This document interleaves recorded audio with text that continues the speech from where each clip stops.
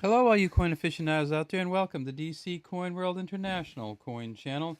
Today we have the 1958 D Roosevelt dime. And as you can see across the top, we're looking at the back here first, or the reverse. It says United States of America, E pluribus unum. There is a olive sprig here with some olives on it, a oak here with an acorn or two on it, and then at the bottom it says 1 dime. In the center is a torch, and down here at the bottom of the torch to our left is a D.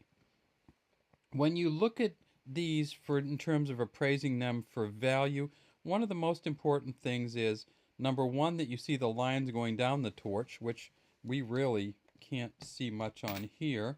And the other is that these bands going across are full and that you can see them, because that's where the wear comes on these. So we not only don't have good bands on here, we don't have good lines here, we don't have much definition in the flame, and we have a pretty worn coin. So this is not going to be extremely valuable to a collector. However, this 1958 coin is made of silver, so it's 90% silver, 10% copper. So in its silver value alone, it's worth about $1.20, say, just in silver bullion value if you melted it down.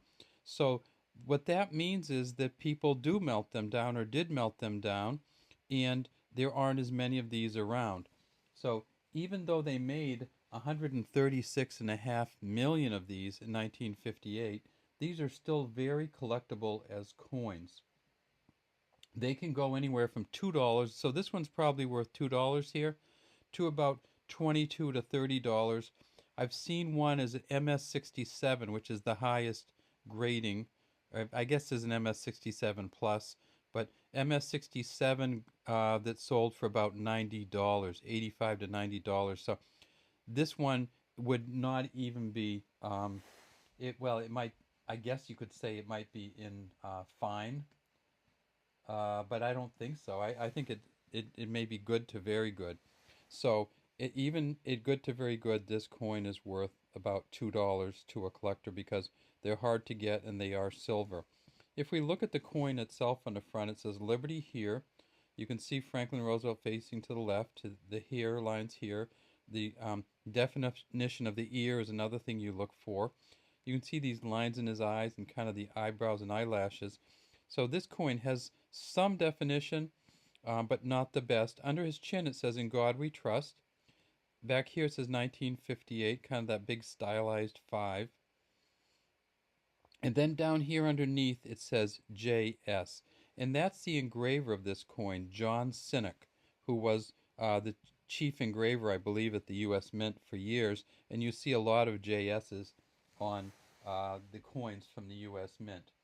So in 1958, as I said, the Denver Mint made 137 million, which is far outweighs. So if you can find one on the back that has nothing here, that's from the Philadelphia Mint. It may be slightly more valuable, and the reason for that is that the Philadelphia Mint, who didn't use a mint mark back then, only made 32.7 million, whereas the Denver Mint made 137. So essentially, Philadelphia made 1/4 as many.